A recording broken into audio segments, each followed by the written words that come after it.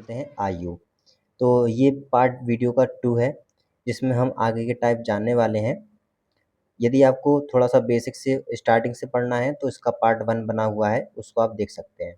तो ठीक है, तो इस वीडियो में आपको सिखाने जाऊँगा टाइप नंबर अपना 6। ठीक है?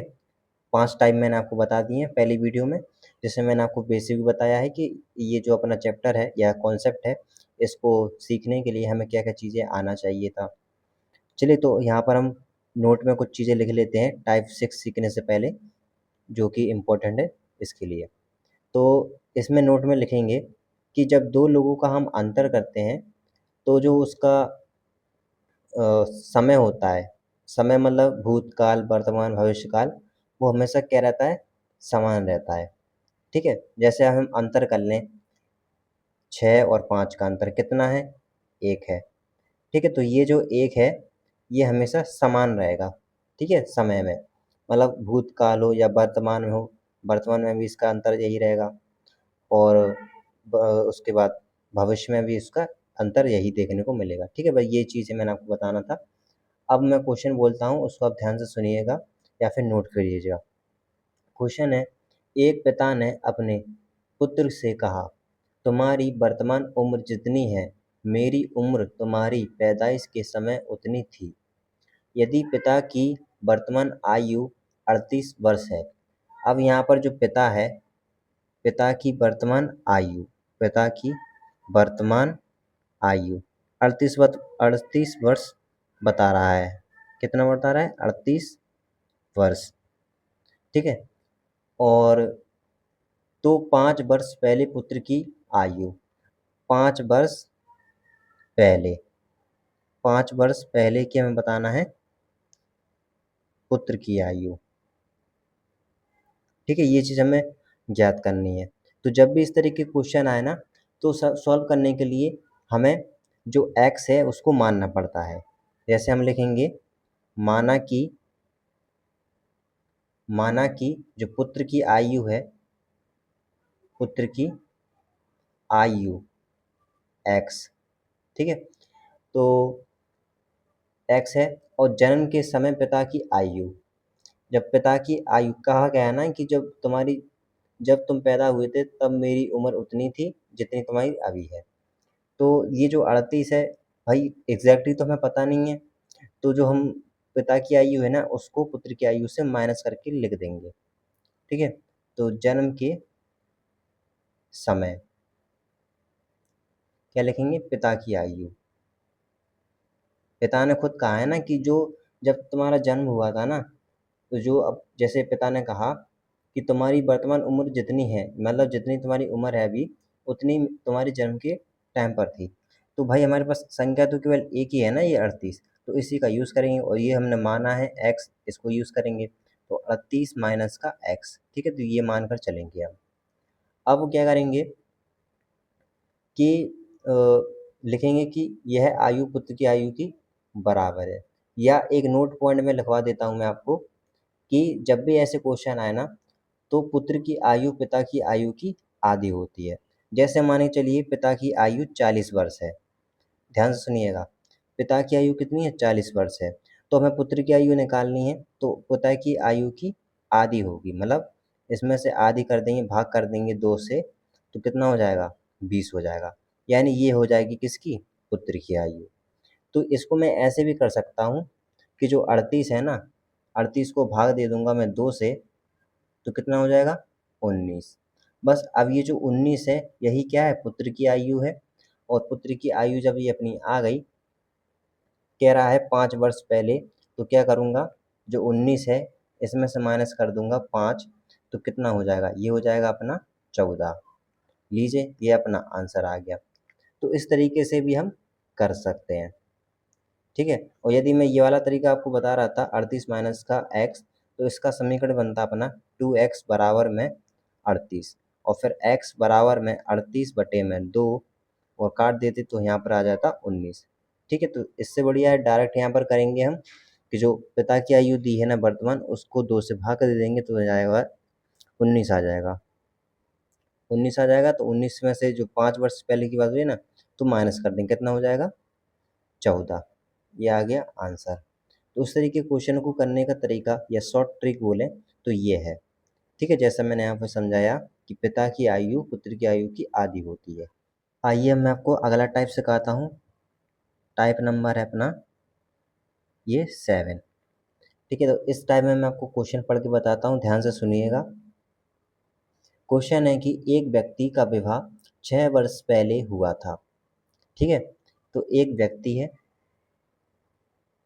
जिसका विवाह हुआ 6 वर्ष पहले।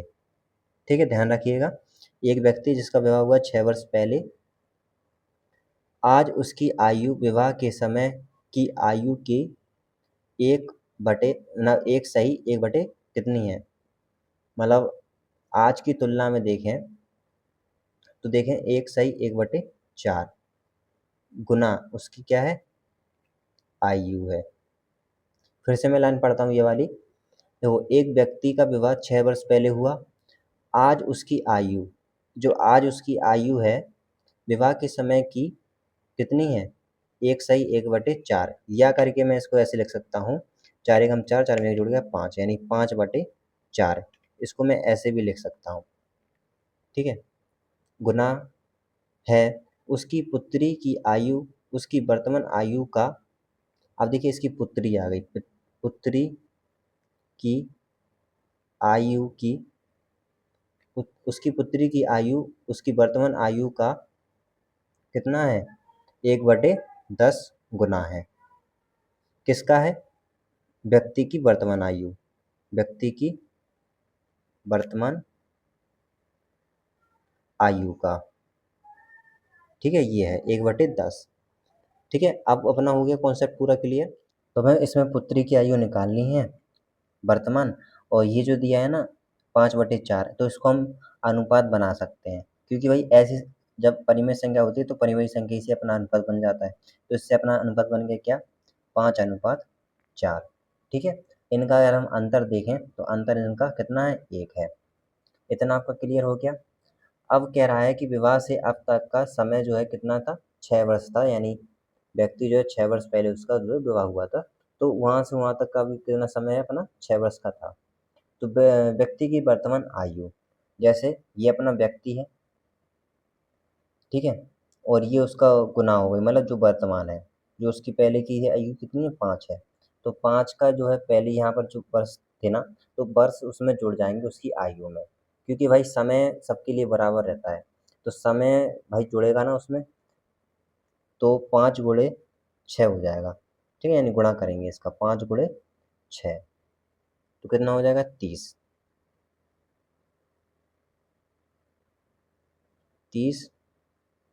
वर्ष। ठीक है, तो अब निकालना है हमें पुत्री की आयु। तो कह रहा है कि जो पुत्री की आयु है वो इसकी वर्तमान आयु का कितना है, 1/10 भाग है। ये इसकी वर्तमान आयु आ गई, तो पुत्री की आयु 10 है ना, तो 30 × कितना, 1/10। 10 से 30 को काट देंगे तो ये आ गया अपना कितना, 3। यही अपना आंसर है। तो पुत्री की वर्तमान आयु 3 वर्ष है।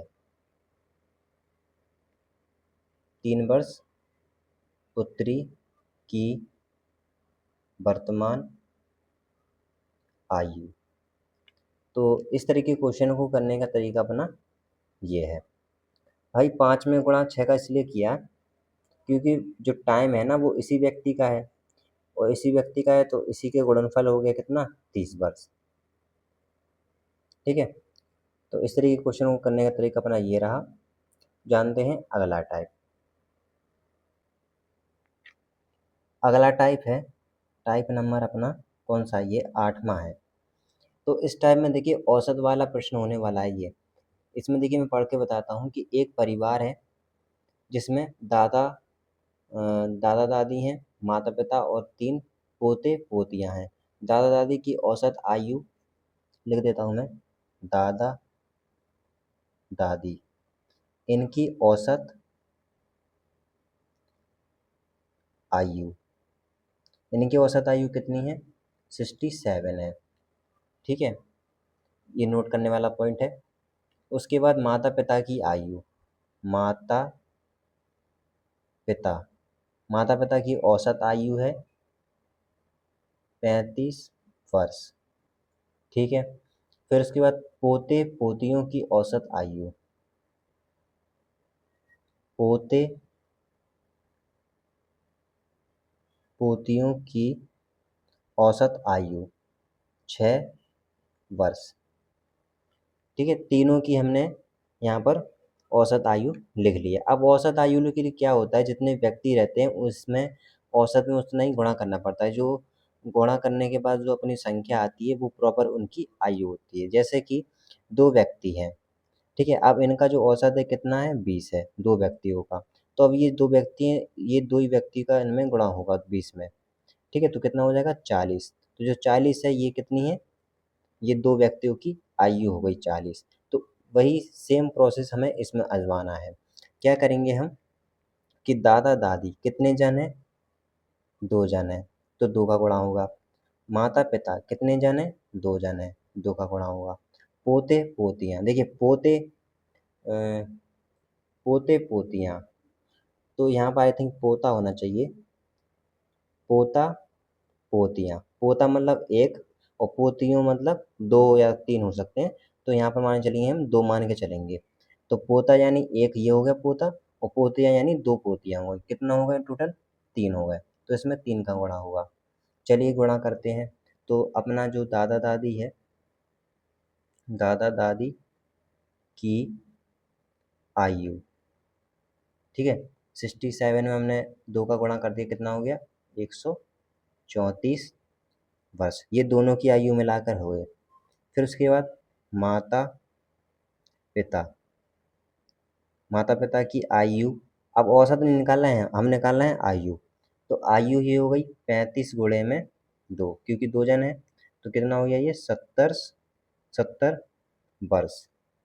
ठीक है, अब पोते पोतियों की बारी। तो लिखेंगे पोता पोतियों, पोतियों मतलब एक से ज़्यादा। तो पोता पोतियों यानी 3 मान के चलिए। तो इनकी जो आयु है वो कितनी हो जाएगी, 6 गुणे में 3। औसत इनका कितना है, 6, और 3 ये जन है। तो 3 का गुणा हो जाएगा, कितना हो जाएगा, 6 कम 6 12, 6 तिया 18। ये उनकी हो गई तीनों की मिला के आयु 18 वर्ष। कह रहा है पूरे परिवार की औसत आयु क्या है। अब ये जो इनका पूरा परिवार है इनकी हमें आयु बतानी है, औसत आयु। तो औसत आयु के लिए फॉर्मूला क्या रहता है अपना, पहले मैं फॉर्मूला बताता हूँ। औसत का फॉर्मूला रहता है, मैंने आप लोगों को प्रश्नावली भी पढ़ा दी है औसत वाली, तो देखना इसकी वीडियो। तो औसत का फॉर्मूला क्या रहता है, कुल संख्या योग, और यहाँ पर आएगा अंकों का योग। ठीक है, ये फॉर्मूला है। देखिए हम इसमें फॉर्मूले को लगाता हूँ मैं। कुल संख्या कितनी है, 134, 70, 18। तो कितना हो गया, यहाँ पर जोड़ेंगे 134 प्लस 70 प्लस 18 बटे में टोटल कितने हैं, अंकों का योग, मतलब कितने, 3, 2, यहाँ से देखिए ये 2 जन हो गए दादा दादी, 2 जन माता पिता हो गए, और 3 ये हो गए पोता पोतियाँ, 2 पोतियाँ, 1 पोता। कितने हो गए, 4 और 3 7, 7 हो गया। तो 7 बटे में आ गया। ठीक है, गुणा प्लस कर देंगे तो ये हो जाएगा 222 बटे में 7। अब भाग कर देंगे इसका 7 का। तो जो अपना औसत है, औसत अपना क्या आ गया, 31 सही 5/7। यदि ऑप्शन में ये आ रहा हो 22/7, मतलब 222/7, तो यही अपना करेक्ट आंसर है। अन्यथा अपना ये वाला करेक्ट आंसर है, औसत 31 सही 5/7। इस प्रकार के क्वेश्चन को करने का तरीका ये है, और अपने सारे टाइप होते हैं। अब आगे की वीडियो में हो सकता है मैं आपके लिए प्रैक्टिस सेट क्वेश्चन लेके आऊँ, इसमें हम अपने सारे टाइप को यूज़ करके आंसर निकालने की निकालेंगे, ठीक है, प्रैक्टिस सेट। मिलते हैं ऐसी अगली वीडियो में, और यदि आपने इस चैनल को सब्सक्राइब नहीं किया तो सब्सक्राइब जरूर करें, साथ में अपने दोस्तों के साथ शेयर करें एंड लाइक करें। Thanks for watching.